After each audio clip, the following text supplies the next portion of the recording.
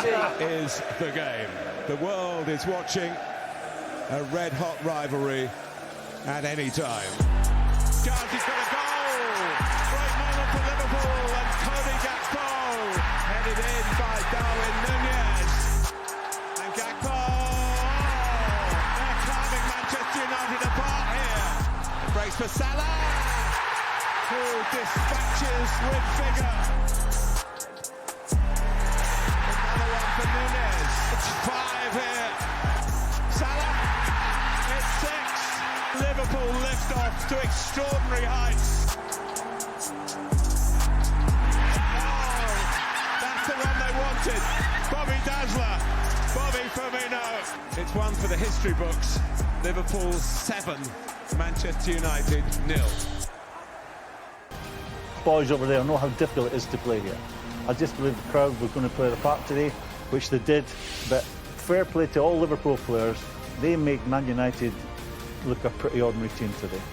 They turned their XG of 2.65 into 7 goals. They had 8 shots on target out of the 18 that they had, and that 43 touches in the Manchester United box compared to 17, 142 passes in the final third compared to 84, and Manchester United with a record-equaling defeat. It's the same as Boxing Day 1931, when they were also beaten 7-0 by Wolves. Here's Eric Ten Hag with Jeff Shreves. Eric, obviously not a good day. Where and how did that go so badly wrong for Manchester United? Yeah, for me, I don't have an explanation. I have to find out. It's only what I have seen. The first half was quite in control. Maybe even we had a better chance. We make one mistake.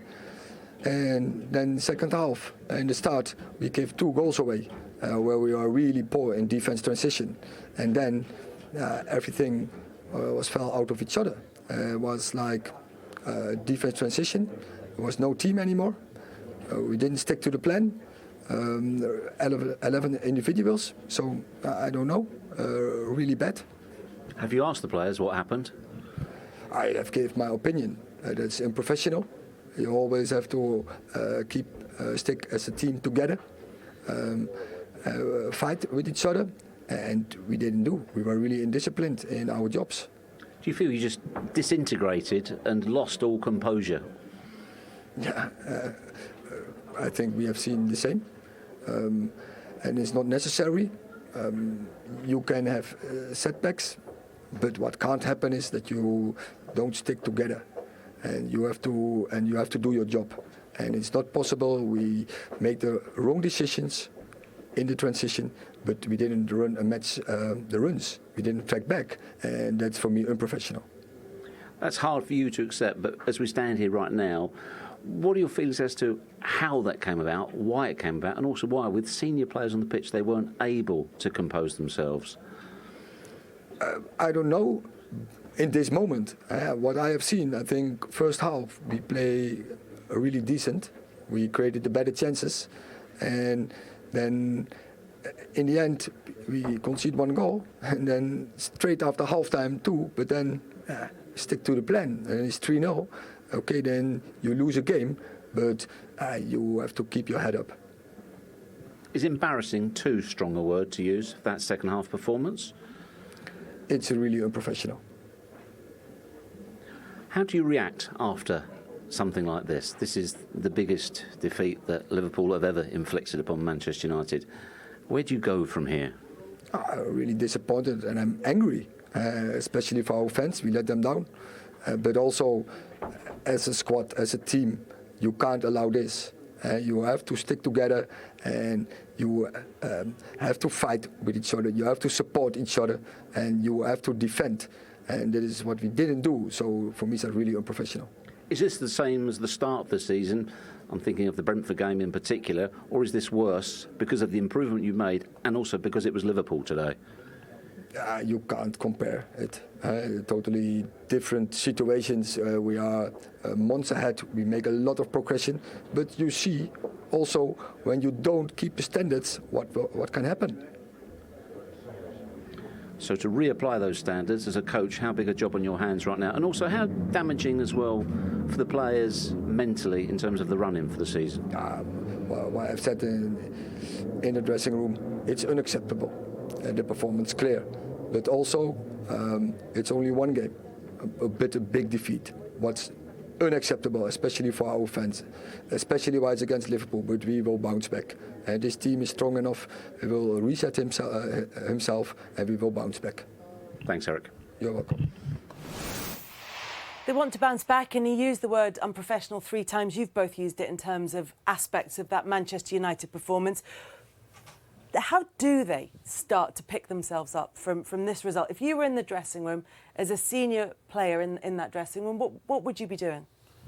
Probably still be fighting in there now, would we, Gary? Yeah, no, there'd be huge trouble, but he's also made a point. They have to move on. They've got 2 good home games coming up, European game on Thursday, I think it's Southampton. So there are 2 good games to bounce back, but it'll take a long time to recover from this in terms of, in the history books, you know, the players have to live with that.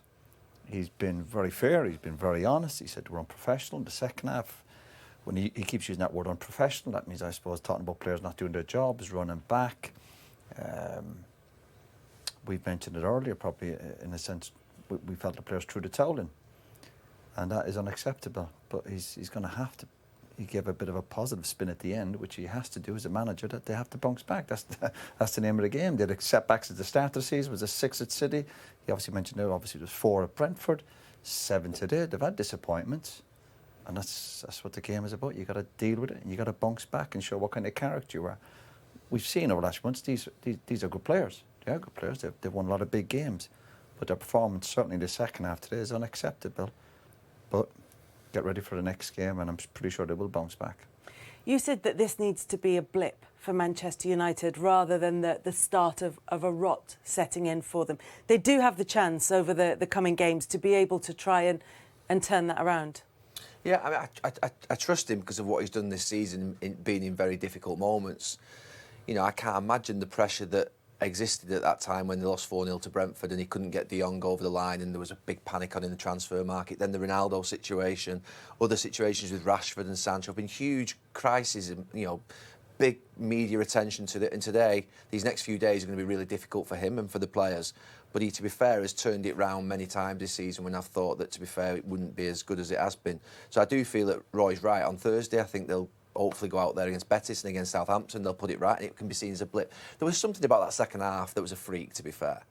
You know, that Jurgen Klopp wouldn't say that was a 7-0 game. It was just a freak. Sometimes that happens in football. Yeah, but hang on, you keep saying it's a freak. Oh, my God. No, I'm being serious. Can you be quite You were watching. Right, it was a freak. Right, it was a freak. You're not It was a sitting freak. to Man It was- City. Could you it was see a the pitch freak. properly from where you were watching? Because he didn't see the same game It was as a I freak, saw. that second half, right? It was Well, an absolute that's freak. That's What happened Kat, I know you're before not this listening to season. Carol, but what he's saying is if you look at a season in which Manchester United, and Jeff mentioned it to Ten Hag there, have lost 4-0 to Brentford, 6 against Manchester City. Was it the 3-0? They were freak results as Aston well. Villa. No, but is there a concern that that's something that they could slip back into? Yeah, but what they've done in the last 3 months is build enough trust to a point where you don't think they're going to do that anymore. So that, to me, feels like a massive... it's a step out of the character of where we've called these players resilient in the last few months. We've called these players streetwise, tough, compact, together, spirited. All these words have been used about that Manchester United. None of us have expected that today.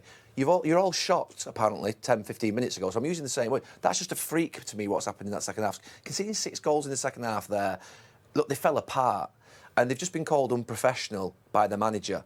We played in that dressing room for 15 years. We were never once labelled unprofessional. So they've got to own that. I said that before. They've got to have that living on them, that the manager thinks they're unprofessional today. To be fair, the last few months, they've not been unprofessional. They've been very good. They've given their all in every single game. I'm hoping it's a blip. I'm hoping it's a freak performance and that they finish this season with a couple of trophies and in the top 4. That'll be a great season. And I think that's where they need to concentrate on now. Finish the season strong, top 4, trophy in the bag, and maybe the FA Cup and Europa League still to go at. That is a successful season for Manchester United this season.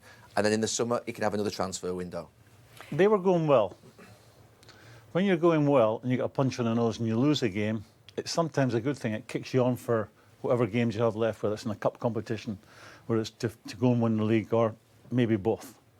What that result has done today, there is not a worse result for Man United, like if it had been the other way around for Liverpool on the end of a 7. If there's one team Man United don't want to lose to heavily, deservedly so, no freak result, team so much better than them was coming to Liverpool today and getting turned over like this. in a manner which is embarrassing for Man United. Embarrassing for the players, embarrassing for the management. It's a record result for them. This has been a really bad day for Man United. And it's no freak result. Liverpool could have scored more than 7. For me, they've got away lightly today. That could have been worse than 7 for them. And they didn't turn up. And all this talk about they're resilient, you might have been talking about them being resilient. For me, they were winning games just by getting by. I don't think they've been convincing. They weren't convincing against West Ham in midweek. They weren't convincing in the cup final. I think they've been getting away with it. And they've still got a lot of work to do. That's a nonsense, Graham. That's a nonsense. That's my opinion. Your opinion is that Liverpool didn't play well today. They've beaten Barcelona, who are the top of the Spanish league, and they've beat them really well over 2 games. They beat them really well. They're playing every 3 days.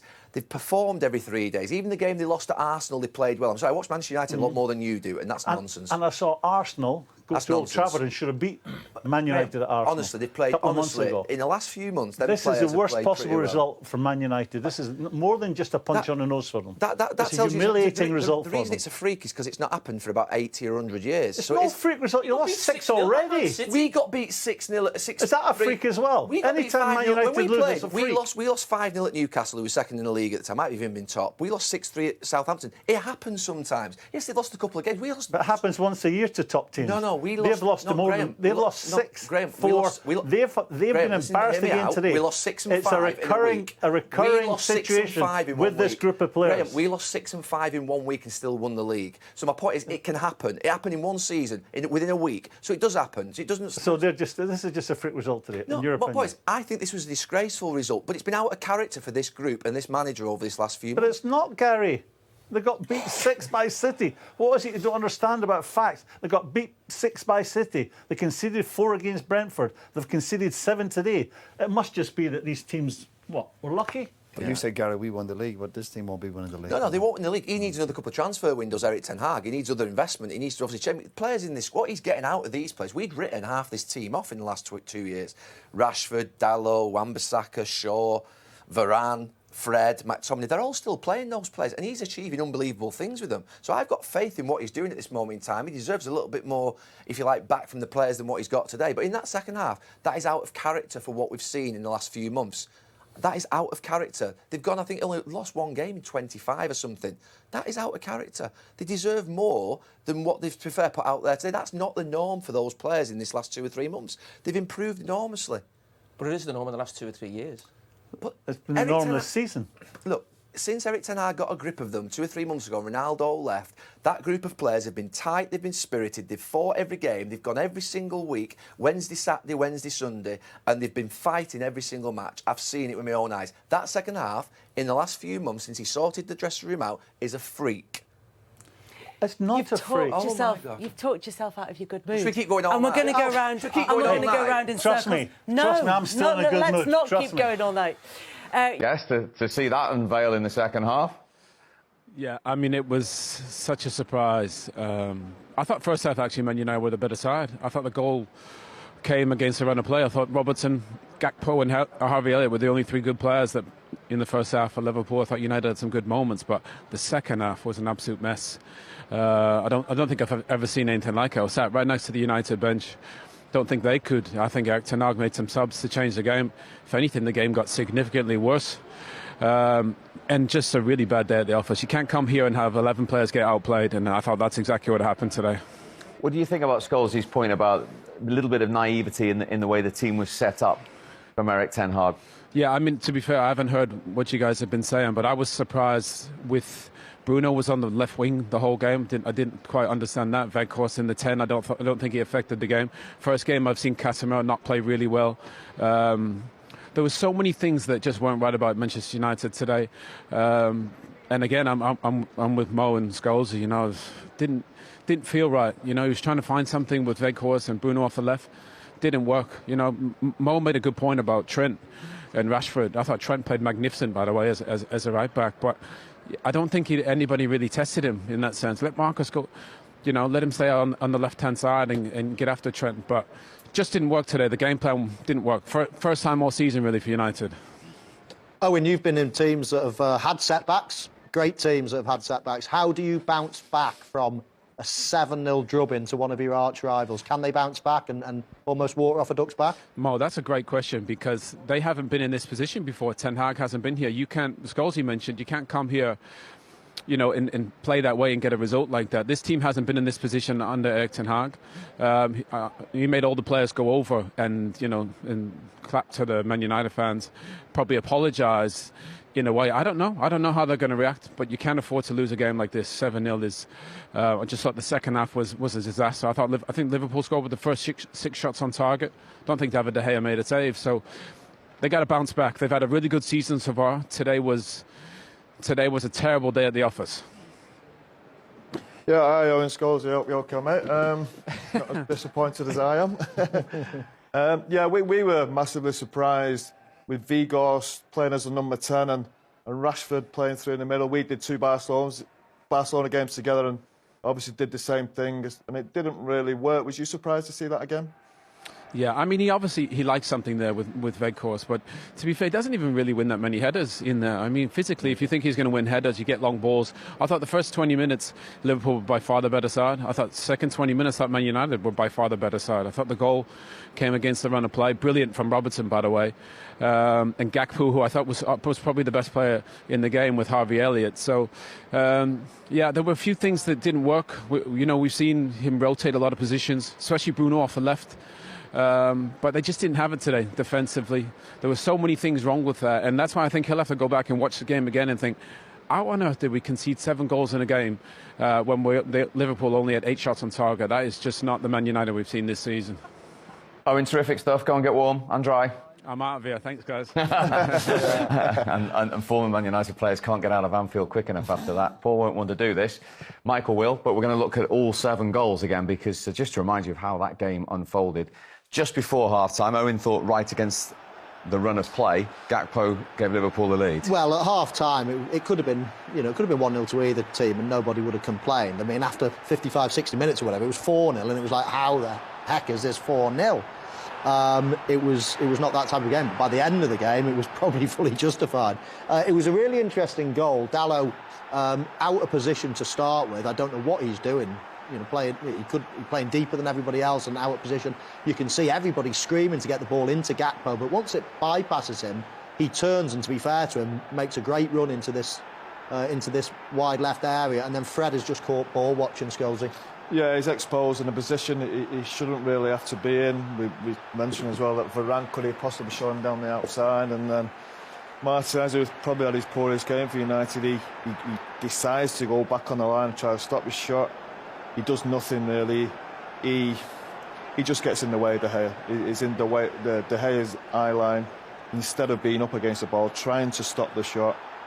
And it's a poor goal all round. Of course, you give credit to Liverpool. It's a really good finish. But I said before the game, look, if United are going to win this game, the keeper's going to have a good game.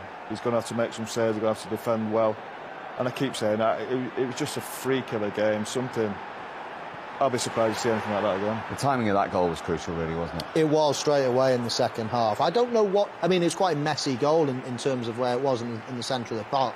But then Dalot, I just don't get this fixation with defenders. I do get it. I think it's a comfort of going onto your line and feeling a little bit safer at home. But and when I say at home, being on your line, it feels like you can clear one off the line. But he was marking Gakpo. He was marking Nunez there. He didn't need to run back on the line. If he marks him, then it's fine. And then another goal from a corner. I mean, Liverpool's corner, 2 on the spin, and it's unbelievable. I thought this was a great goal, to be fair. Mo Salah twists his man inside out, and the weight of the pass is beautiful, and the finish isn't bad either. Yeah, they broke brilliantly, didn't they, from these corners, and that's what they do a lot, Liverpool. So United should have been aware of this, really. Foul? Can he foul him? Should he foul him? He probably should, but he hasn't quite got the time to do it. And as you said, Michael, the weight of pass is fantastic. 3 against 3. That's where I'm saying disrespected Liverpool a little bit, leaving yourself open as that. Again, they don't say with the runs. I think the keeper should actually do better. I can't see how possibly somebody can score from that angle unless it goes through your legs. I don't know what you feel, Michael, but I think the keeper should be bigger there. He should be blocking that. He should be stood up. Yeah. He's almost sat down getting out of the way. Well, the only thing I'm thinking in that position is I go through the goalkeeper's legs or I dink him, depending whether he stands up or or goes down. But I mentioned goals from corners, Steve, and you know, third goal from an attacking corner from Manchester United, and then a fourth goal again, the same. I mean, they're outnumbered at the back, queuing up at the back post, but the ball actually kindly ricochets down the middle onto Mo Salah's weaker foot. But you wouldn't have thought it was a weaker foot the way he struck it in off the bar. But look at that, 5 men against 2, 5 men against 3. It ends up being a 4 against 3 now, and then they get back. Now it's 5 against 4, but they're constantly outnumbered. Look at United players who are jogging back. You can't jog back at Liverpool, especially we know how good they are on the counter-attack. You know how good they are from your corners. You have to be aware of Liverpool on the counter-attacks. They sprint forward brilliantly. There's half United teams that are jogging back. Yeah, I'm forgetting. There's that many goals. I'm starting to forget which ones. Yeah. This is Nunez, of course. That's horrible, Michael. That is horrible. Well, Scholesy was laughing as well. So this is 5-0 Nunez, just for your information. It is. This is a flick on at the near post from Nunez. He makes a sort of a run from a little bit deeper. It's a lovely flick. I mean, he's got the momentum. Varane's a standing jump, whereas Nunez is moving, and it's a lovely glanced header into the far corner. And then Robbie Fowler's record went in front of the Kop. Yes, Mo Salah, obviously, what a servant he's been to Liverpool over the years. This was sort of icing on the cake. He's wanting the ball into feet, and then there's a little bit of a ricochet again, but again onto his right foot. But people think, oh, he's lucky the way the ball always drops to his feet, but you know, you get a sixth sense where the ball's going to drop when you're a goal scorer. He's in front of his man, McTominay. You watch McTominay and you watch Mo Salah here. One's just believing the ball's going to come to him. They're both in the same position. All of a sudden, one nicks in front of the other. And that's just the difference in a way of thinking. There's no fluke about it. I thought Salah was brilliant today. No, not just his goals, but his all-round play. I thought it was showing strength, showing a fantastic touch and technique at times. I thought it was fantastic for Liverpool. Way to pass for the goals as well. He was brilliant. Yeah, and then Salah on the ball. Everything, isn't he? Yeah, it was a lovely little ball. And that was a good finish as well. But again, you probably don't expect him to score there. Back to goal, tight angle. But it's a nice swivel and a nice moment as well, just when it's sort of being announced that he might not be at the club for Firmino next season. Then it was great for him to score at the top end. This is where I'm talking about experience as well, Steve. You look at United, half the team are up the pitch. They're on the halfway line. This is a time when you say, look, we can't let it get to 6 and 7. We have to just sit here, don't go anywhere, forget about attacking, forget about scoring goals, and just don't concede anymore and make it more embarrassing. OK, let's go back to Anfield. One man who certainly enjoyed that, John Barnes. I mean, John, you've seen a lot of things in football. Where does that rank from a Liverpool point of view? Biggest ever win against Manchester United? Yeah, well, that has to rank up there in terms of the way the season's gone for us, the way the season's gone for them. First half, Owen made the point that I thought Liverpool were excellent in the first 20 minutes. Man United got back into it in the second 20 minutes, probably created better chances. We then scored. Second half, scoring second and third goals so early, really just, knocked the stuffing out of Man United. But then, from a Man United perspective, you look at the reaction. Yes, we may not be playing well, but how are we going to react to going 3-0 down? Are we going to fight? Whereas you can see